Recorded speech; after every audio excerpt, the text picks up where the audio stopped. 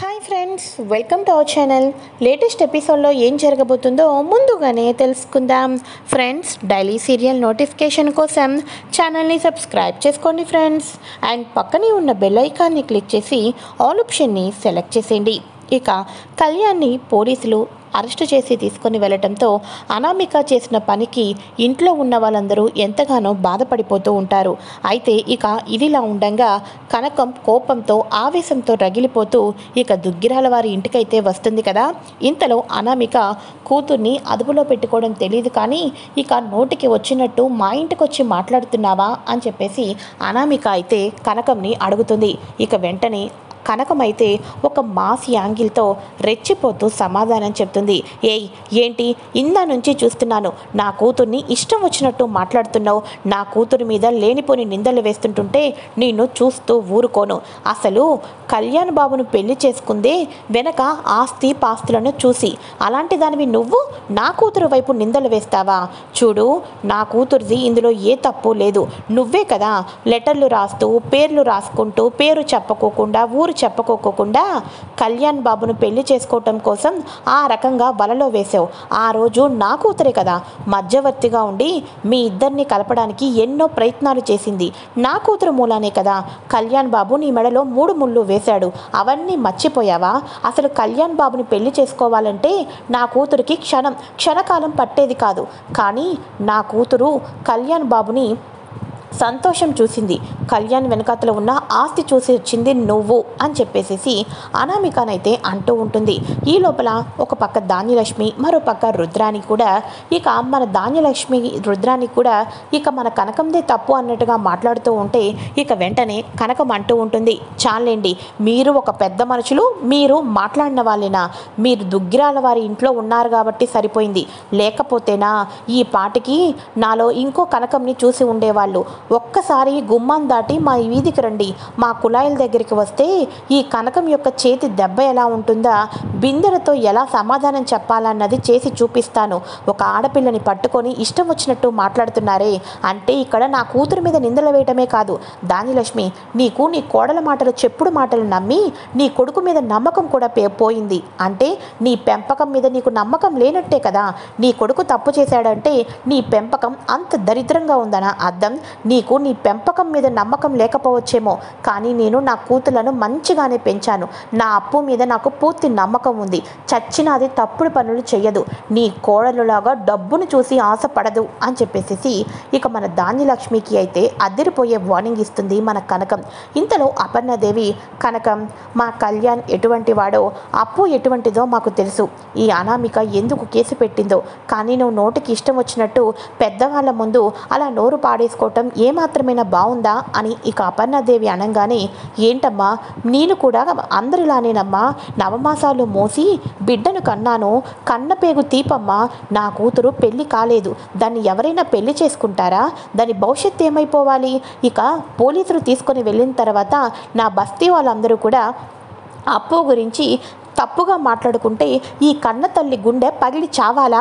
చెప్పండి, మీరే చెప్పండి అని అనగానే, అలా అయితే నీ కన్న కూతురు అప్పు నా భర్తని ఎప్పుడు కలవకూడదు, నా భర్తతో మాట్లాడకూడదు, వాళ్ళిద్దరి మధ్య ఎటువంటి సంబంధము ఉండకూడదు, ఒకరిని ఒకరు ఫోనులు చేసుకోకూడదు, అసలు జీవితంలో ఎదురుపడినా ఎవరో తెలియని వాళ్ళు వెళ్ళిపోయినట్టే వెళ్ళిపోవాలని నీ కూతురు చేత లెటర్ రాయించి సంతకం చేసి పోలీస్ స్టేషన్లో ఇవ్వమని చెప్పు.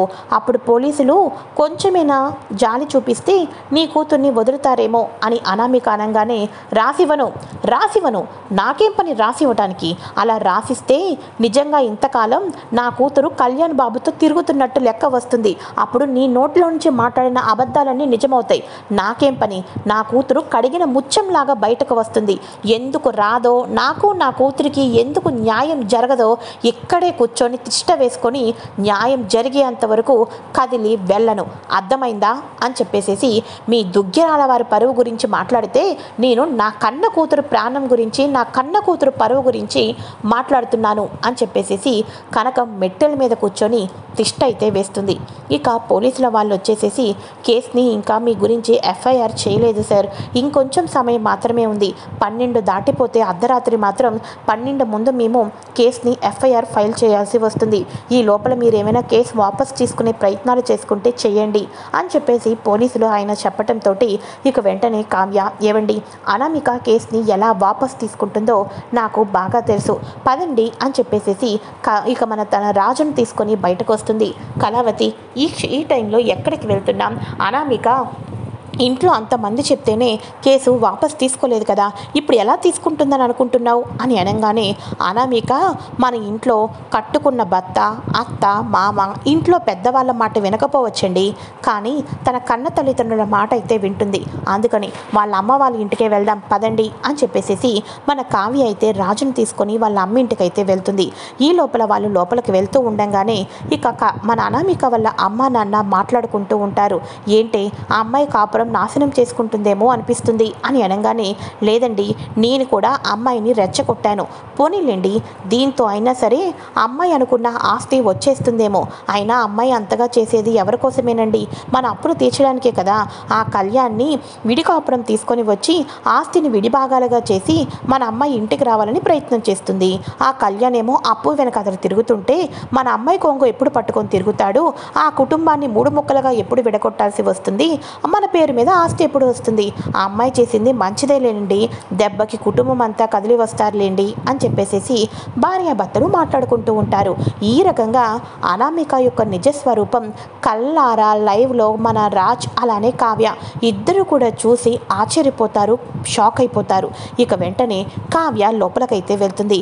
ఇంతలో ఏమో ఎవరొచ్చారో చూడవే అని చెప్పేసేసి భయపడిపోతూ ఉంటారు. ఇక వెంటనే కావ్య చప్పట్లు కొడుతూ అబ్బబ్బబ్బబ్బబ్బా మీ నటనను చూస్తుంటుంటుంటే నాకు చాలా ఆశ్చర్యం వేస్తుంది, ఇక మీతో ఎక్కువ డిస్కషన్ చేసే పని, మీ నిజస్వరూపాలు బయట పెట్టే సంగతులు అవన్నీ నాకు అనవసరం, ఇప్పటికిప్పుడు మీ అమ్మాయి వెళ్ళి కేసుని వాపస్ తీసుకుందా లేదో, కాకపోతే తీసుకోలేదనుకో నీ కూతురు జీవితంలో దుగ్గిరాల వారి ఇంటి గడప కూడా తొక్కలేదు, అటువంటి నీచ స్థితికి వెళ్ళిపోవటం గ్యారెంటీ, మీరు ఏం ప్లాన్ చేసుకున్నారో ఉమ్మడి కుటుంబాన్ని ఏ రకంగా విడగొట్టి ఆస్తి కోసం పిచ్చిగా కళ్యాణ్ని ప్రేమించినట్టు నటించి నీ కూతురు మీరందరూ కూడా ఆ కళ్యాణ్ని ఎలా వలలో వేసుకున్నారో మొత్తం నేను నా భర్త విన్నాం, కాబట్టి నీ కూతురు జీవితం బాగుండాలి అంటే నీ కూతురు అత్తారింట్లో భర్తతో కలిసి కాపురం చేసుకోవాలి అంటే దేవుడు ఇచ్చిన చివరి అవకాశం అని అనుకుంటూ నీ కూతురుకి ఫోన్ చేసి వెంటనే వెళ్ళి కేసుని వాపస్ తీసుకోమని చెప్పు, లేదు మీ స్వార్థం కోసం మీ కూతుర్ని కూడా బలి చేసేస్తాం, అందరూ కూడా కలిసి జైలుకు వెళ్తామంటే ఇప్పుడు మిమ్మల్నే నేను కేసు పెట్టి పంపిస్తాను, ఇక టైం చాలా తక్కువగా ఉంది, ఏం చేస్తారో చెయ్యండి అని చెప్పేసేసి అనగానే ఇక వెంటనే ఏంటి అలా చూస్తున్నావు, ఇక వెంటనే బేబీకి ఫోన్ చేయి అని చెప్పేసేసి ఇక వెంటనే అనామికకైతే ఫోన్ చేస్తారు. ఇక అనామికకు ఫోన్ చేసి కేసుని వాపస్ తీసుకోమని వాళ్ళ అమ్మ అయితే చెప్తుంది. అమ్మ నీకేం తెలీదమ్మా అని అనగానే పిచ్చిదానా నీకే ఏమీ తెలీదే, ముందుకు నా మాట విను, నా ఎదురుగానే రాజు అలానే తన భార్య కావ్య ఉన్నారు, వాళ్ళ మాట ప్రకారం నేను చెప్తున్నాను బేబీ, నేను ఏం చెప్పినావు కదా దాని వెనక అతను బలమైన కారణం ఉంటుందని నమ్ముతున్నావు కదా, నీ గురించే చెప్తున్నాను, ముందు వెళ్ళి కేసుని వాపస్ తీసుకో, నువ్వు కేసుని కనుక వాపస్ తీసుకోకపోతే మీ డాడీ మీద నా మీద చచ్చిపోయినంత బొట్టే అని చెప్పేసి అనగానే అమ్మా సరే అయితే అని చెప్పేసేసి అనామిక వెళ్ళి కేసుని 12 అవ్వకముందే వెళ్ళి వాపస్ అయితే తీసుకుంటుంది. ఈ రకంగా వాపస్ తీసుకున్న తర్వాత ఇక వెంటనే లోపలికి వాళ్ళు బయటకైతే వస్తూ ఉంటారు. అనామిక చూస్తూ ఉండంగానే మన కళ్యాణ్ కావాలని అప్పు చేతిని పట్టుకొని ఏంటప్పు అలానే ఉండిపోయావు, రా మనం ఇక నుంచి ఎవరికి భయపడాల్సిన అవసరం ఏమీ లేదు, మనమేమీ తప్పు చేయటం లేదు, ఇక ఇటువంటి పచ్చ కామెర్లోడికి ఊరంతా పచ్చగా కనిపించినట్టు తప్పులు చేసిన వాళ్లకు ఇతర వాళ్ళు కూడా తప్పుగానే కనిపిస్తారు, నువ్వేమీ టెన్షన్ పడాల్సిన అవసరం లేదు, రా అప్పు అని చెప్పేసేసి అప్పు చేతిని పట్టుకొని అనామిక ముందే కూర్చొని కళ్యాణ్ అయితే కారులో ఎక్కించి మన అప్పుని ఇంటికైతే తీసుకొని వస్తారు. ఇక వీళ్ళందరూ కూడా ఇంటికైతే వచ్చేస్తారు. ఇక వెంటనే కళ్యాణ్ ఇంటికి రాగానే ధాన్యలక్ష్మి నాన్న కళ్యాణ్, నాన్న కళ్యాణ్ వచ్చేసావా అని చెప్పేసేసి తన కొడుకుని అలా చూసుకుంటూ ఉంటుంది. చాలమ్మా చాలు, పెళ్ళైన కానించి ఏ రోజైనా కొడుకుగా నన్ను గుర్తించావా? నా సంతోషం ఏంటి, నా ఇష్టాల గురించి ఎప్పుడైనా ఆలోచించావా? ఇదిగో నా వెనకాతలు ఉన్న డబ్బు గురించి ఆలోచించి ఇంటికి వచ్చిన కోడల గురించి మాత్రం బాగా ఆలోచించవు. దయచేసి ఇక నాతో మాట్లాడద్దు, నన్ను విసిగించొద్దు అని చెప్పేసేసి ఇక వెంటనే మన అప్పు అలానే చూస్తూ ఉంటుంది. ఇదిలా ఉండగా ఇక వెంటనే కనకం అప్పు అని చెప్పేసి అనగానే, అమ్మ ఇక కేసుని ఆ అనామిక వాపస్ తీసుకుంది, కానీ ఇక మనం బయలుదేరదాం పదా అని చెప్పేసి అనగానే, ఏంటే బయలుదేరేది? ఈ అనామిక ఒక సాటి ఆడదని కూడా చూడుకోకుండా నోటికి ఇష్టం వచ్చినట్టు మాట్లాడింది కాబట్టి అందరి ముందు నా కూతురు కాళ్ళు పట్టుకొని క్షమాపణ చెప్పు, అప్పుడే నేను క్షమిస్తాను. లేకపోతే నువ్వు కేసు వాపస్ తీసుకున్నంత మాత్రాన ఇక్కడి నుంచి కదిలిందే లేదు అని అనగానే, ఏంటి ఆఫ్టర్ ఆల్ ఈ అప్పు కాళ్ళు పట్టుకొని నేను క్షమాపణ కోరాలా? చచ్చిన అప్పు కాళ్ళు పట్టుకోను. అయినా కూడా బాగానే ప్లాన్ చేసుకుని వచ్చినట్టు ఉన్నారు కదా. ఈ కావ్యకైతే వాళ్ళ ఇద్దరు చెల్లెల్ని కూడా, ఇద్దరు అక్కని చెల్లెల్ని కూడా ఈ ఇంటి కోడల్ని చేయాలని బాగా ఆశ. ఈ కనకం ఆంటీకి అయితే ముగ్గురు కూతుళ్లను దుగ్గిరాల వారి ఇంటికి ఇస్తే ఆస్తులన్నీ వాళ్ళ పేరు మీదకి వస్తాయని చెప్పేసేసి ప్లాన్ చేసింది. ప్లాన్ ఏమో వర్కౌట్ అవ్వలేదు. ఎందుకని నా కాపురం మీద ఇలా కక్ష కడుతున్నారు అని చెప్పేసి అనామిక అంటూ ఉంటుంది. ఇంకా కావ్యకి కోపం వస్తుంది. ఏయ్ అనామిక, నా కుటుంబం గురించి ఇంకొక మాట మాట్లాడేవే అనుకో, నీ అసలు స్వరూపం, నీ తల్లిదండ్రుల భాగోతాన్ని అంతటిని కూడా బయట పడాల్సి వస్తుంది. ఎవరిది డబ్బు ఆశ? ఎవరిది? నీ పెళ్ళి అసలు ఎలా జరిగిందో నీకు తెలీదా? నేను నా భర్తకు చెప్పి ఆ రోజు ₹1,00,00,000 ఇస్తే కానీ నీకు పెళ్ళి అవ్వలేదు. లేకపోతే నీ అమ్మ నాన్న వెనకాతలున్న అప్పులు వాళ్ళు వచ్చి పెళ్లి పీటల మీద పెళ్లిని క్షణాల్లో ఆపేసేవాళ్ళు. చాలే, నీ నిజస్వరూపం ఏంటో నాకు బాగా తెలిసింది. ఇప్పుడు బయట పెడితే ఈ ఇంట్లో ఉన్న వాళ్ళందరూ కూడా కుక్కను తరిమినట్టు నేను తరమకపోతారా అని చెప్పేసి అనగానే అందరూ కూడా అలానే స్టన్ అయిపోతూ ఉంటారు. అమ్మో, కావ్య అక్కలో ఇంత సీరియస్నెస్ నేను ఎప్పుడు చూడలేదు అని చెప్పేసి ఇక అప్పు కాళ్ళు పట్టుకొని అనామిక అయితే క్షమాపణ చెప్తూ ఉంటుంది. ఇక వెంటనే కనకం తన కూతురిని తీసుకుని వెళ్తూ ఉండగా, ఒక్క నిమిషం ఆగు అప్పు, రేపటి నుంచి మనం గ్రౌండ్ దగ్గర మాట్లాడుకుంటున్నాం. ఫ్రెండ్స్లా ఎలా ఉంటామో అలానే ఉంటాం. రేపొద్దున జాగింగ్కి వెళ్తాం, మధ్యాహ్నం మాట్లాడుకుంటాం, నైట్కి గుడ్ నైట్ చెప్పి పడుకుంటాం కూడా. ఎవరు ఆపుతారో నేను చూస్తాను అని చెప్పేసి జాగ్రత్తగా తీసుకుని వెళ్ళండి ఆంటీ, జాగ్రత్తగా వెళ్ళండి అని చెప్పేసి ఇక మన కళ్యాణ్ అయితే ధాన్యలక్ష్మికి కనకం వాళ్ళకి ఈ రకంగా సర్ది చెప్పి అక్కడి నుంచి అయితే పంపించేస్తారు. ఇక ఎవరి రూమ్స్లో వాళ్ళు పడుకుంటూ ఉంటారు. కానీ అనామికను తన రూమ్లోకి రానివ్వకోకుండా డోర్ లాక్ చేసుకొని మరి కళ్యాణ్ ఒక్కడే హ్యాపీగా పడుకుంటాడు. ఇంతకాలం దీన్ని బాధ పెట్టడం ఎందుకని అనుకొని నేను సోఫాలో పడుకునేవాడిని, ఇక నుంచి దీన్ని నా గదిలో కూడా రానివ్వను అని చెప్పేసి ఇక అనామికని అయితే ఎవరు పట్టించుకోకపోవడంతో చివరకరకు అనామిక స్టోర్ రూమ్లో అయితే గతవుతుంది. స్టోర్ రూమ్లో అయితే పడుకుంటుంది. ఇక రాత్రంతా రాజ్ ఆలోచిస్తూ ఉంటాడు. అనామిక ఇటువంటిదా? అనామిక నా తమ్ముడు వెనకాతలు ఉన్న ఆస్తిని చూసి పెళ్లి చేసుకుంది, కానీ నా భార్య ఎటువంటి రూపాయి మీద వ్యామోహం లేదు. నేను ఒక బిడ్డని తీసుకొని వచ్చిన ఇక ఒక్క మాట కూడా మాట్లాడలేదు అని చెప్పేసి నిద్రపోతున్న కావ్యని చూస్తూ చాలా హ్యాపీగా ఫీల్ అయిపోతూ ఉంటాడు రాజ్. మరోపక్క అపర్ణాదేవి కూడా వచ్చేసేసి అనామిక చేసిన ఒక పెద్ద గాలి తుఫాను లాంటి పరిస్థితిని చూసి ఆలోచిస్తూ ఉంటుంది. ఇక అప్పుడు సుభాష్ అంటూ ఉంటాడు, ఏంటపర్ణ ఆలోచిస్తున్నావు? అవునులే, మన ఇంట్లో ఉన్న విలువ ఎప్పటికీ మనకు తెలియదు, పక్కన వాళ్ళని చూసిన తర్వాతే అర్థమవుతుంది. అనామికను చూసిన తర్వాత నాకు ఒకటి అనిపించింది అపర్ణ, మనం చాలా అదృష్టవంతులం. ఎందుకంటే మన కోడలు భూదేవికున్నంత సహనం ఓర్పు ఉంది అని అర్థమైంది.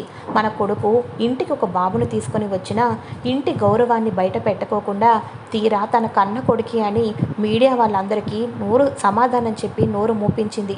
ఏ జన్మలోనో ఎంతో అదృష్టం చేసుకుంటేనే కళావతి లాంటి కోడలు వస్తుంది అని నాకు ఈరోజు అనామిక యొక్క బీభత్సం చూసిన తర్వాత అర్థమైంది అని చెప్పేసి సుభాష్ నిద్రపోతూ ఉంటాడు.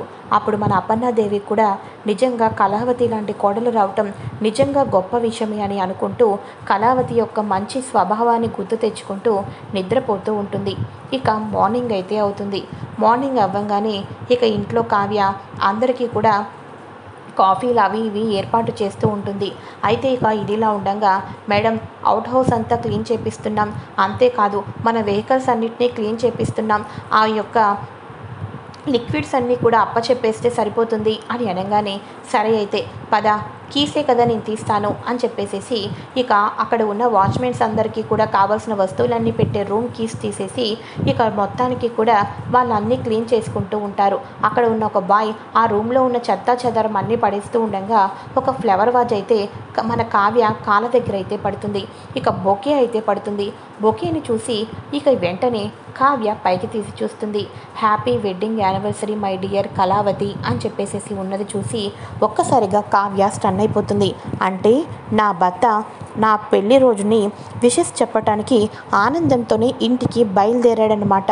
కానీ తను ఆనందంతో నాకు విషెస్ చెప్దామని ఒకే పట్టుకొని వచ్చిన ఈ మధ్యలో ఏమైపోయింది తెలుసుకోవాలి. నా భర్త నా మీద ప్రేమతో బొకే తీసుకొని వస్తే ఈ మధ్యలో ఏం జరిగిందో తెలుసుకొని తీరాల్సిందే అని చెప్పేసేసి కావ్య అనుకుంటూ ఉంటుంది. ఇక వెంటనే కావ్య ఈయన ప్రతిరోజు ఎటువైపు నుంచి వస్తాడు, ఏం చేస్తాడు, ఇవన్నీ కూడా తెలుసుకుంటూ ఉంటుంది.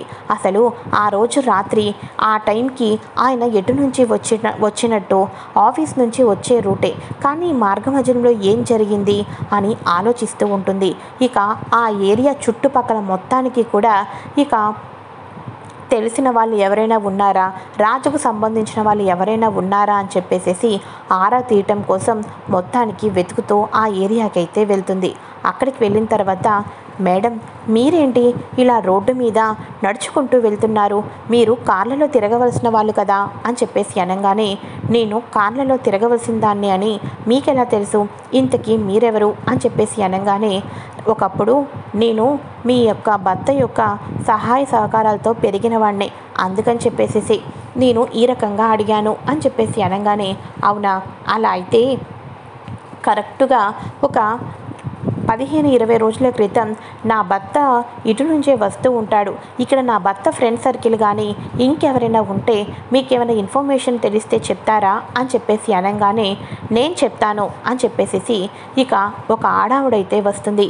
ఇక వెంటనే ఎవరు మీరు అని అనగానే, నిన్ను చూసిన తర్వాత నాకు పూర్తిగా అర్థమైందమ్మా, అందుకని నీతో మాట్లాడదామని వచ్చాను అని అనగానే, అయితే ఇక్కడ నా భర్తకు సంబంధించిన వాళ్ళు ఎవరైనా ఉన్నారా అని చెప్పేసి అనగానే, నువ్వు దేనికోసం వచ్చావో నాకు అర్థమైంది తల్లి, ఈ నిజం నాకు తెలుసని బహుశా నీ భర్తకు కూడా తెలియదమ్మా అని అనగానే, అవునా, అసలు ఏం జరిగింది చెప్పండమ్మా, పుణ్యం కట్టుకోండి అని కావ్య అనగానే, అసలు ఏం జరిగింది అంటే మా ఇంటి పక్కనే ఒక జంట ఉండేవాళ్ళు. వాళ్ళు ప్రేమించి ఒకరిని ఒకరు ఎంతో ప్రాణంగా పెళ్లి చేసుకున్నారు. అటు ఇంటి వాళ్ళు కానీ ఇటు పక్క వాళ్ళు కానీ ఎవరూ వాళ్ళ ప్రేమ పెళ్లికి ఒప్పుకోలేదు. వాళ్ళ ఇద్దరు ఎంతో సంతోషపడి ఇద్దరు జాబులు చేసుకుంటూ ఇక ఒకరికొకరు తోడు నీడగా ఎంతో సంతోషంగా ఉండేవాళ్ళు. కొన్ని రోజులు పోయిన తర్వాత ఆ అమ్మాయి నెల తప్పింది. పండంటి బాబు కూడా పుట్టాడు. బాబు పుట్టిన తర్వాత అప్పటికి కూడా వాళ్ళ ఇంట్లో వాళ్ళు ఓకే చేస్తారేమోనని ఇంటికి వెళ్దామని ఎంతగానో ప్రయత్నం చేశారు. కానీ ఇంట్లో వాళ్ళు ఎవరూ ఒప్పుకోకపోవడంతో బాబుని అందంగా పెంచాలని చెప్పేసేసి ఇక తన చుట్టుపక్కల ఉన్న వాళ్ళు ఎవరూ లేకపోయినా తల్లిదండ్రులుగా మేమే కొండంత అండవాళ్ళం ఉన్నామని బాబుని ఎవరికి ఇచ్చేవాళ్ళు కాదు. బాబుని ఎంతో అపురూపంగా చూసుకునేవాళ్ళు. ఆ బాబే వాళ్ళ పంచ ప్రాణాల్లాగా, ఆ బాబే వాళ్ళ కోట్ల ఆస్తులాగా బాబుని ఎంతో బాగా చూసుకునేవాళ్ళు. కానీ ఒకరోజు వాళ్ళ ఇద్దరూ కూడా బాబుని తీసుకొని షాపింగ్కి వెళ్ళి అలా ఈవినింగ్ ఇంటికి వస్తూ ఉండగా ఇక నీ భర్త యాక్సిడెంట్ చేశాడు అని చెప్పేసి అనగానే కళావతి ఆశ్చర్యపోతుంది. ఏంటి, నా భర్త యాక్సిడెంట్ చేశారా అని అనగానే, ఆయనది కూడా తప్పు లేదు, ఆయన ఏదో ఆలోచిస్తున్నాడు, ఇటు వీళ్ళది కూడా తప్పే ఉంది, కాబట్టి నీ భర్త సగం తప్పు ఉంటే ఆ భార్యాభర్తల తప్పు కూడా ఇంకా ఎక్కువ ఉందనే చెప్పాలి. ఇక ఇద్దరు తప్పొప్పుల మూలాన యాక్సిడెంట్ అయితే చనిపోయింది. ఇక ప్రమాదవశాత్తు పిల్లవాడికైతే ఏమీ కాలేదు. కానీ వాళ్లకు మాత్రం ఇక డివైడర్ కొట్టుకోవటంతో తలకు పెద్ద గాయాలే తగిలినాయి. ఇక వెంటనే ఆ తల్లి ఇక బిడ్డను రాజుకు అప్పచెప్తూ, ఈ బిడ్డను మేము అనాథ బిడ్డగా కాకుండా బంగారు భవిష్యత్తు ఇవ్వాలి అని మా ఆశలన్నీ కూడపెట్టుకొని ఎంతగానో పెంచుకున్నాం. కానీ ఇప్పుడు తల్లిదండ్రులు కోల్పోయిన నా బిడ్డకు ఇంకా ఎవరు ఏ దిక్కు లేదు. సమాజంలో నా కొడుకుని ఒక పెద్ద హీరోగా పెంచాలి అనుకున్నాను. నా బిడ్డకు అన్నీ మేమే చూసుకోవాలి అనుకున్నాం. కానీ ఈరోజు నా బిడ్డ అనాథ అయిపోతున్నాడని భయం వేస్తుంది. నాకు ఒక మాట ఇస్తారా? మిమ్మల్ని చూస్తుంటుంటే చాలా పెద్ద మనుషులాగా అనిపిస్తున్నారు. దయచేసి మా కన్న బిడ్డను మేము కన్న బిడ్డలా ఎలా అయితే చూసుకున్నామో మీరు కూడా అలానే చూసుకుంటారని మాట ఇవ్వండి. అలా అయితేనే మా ఇద్దరి పవిత్ర ఆత్మకు శాంతి కలుగుతుంది. లేకపోతే మేము ఎంతగానో నరక యాతన అనుభవిస్తాం.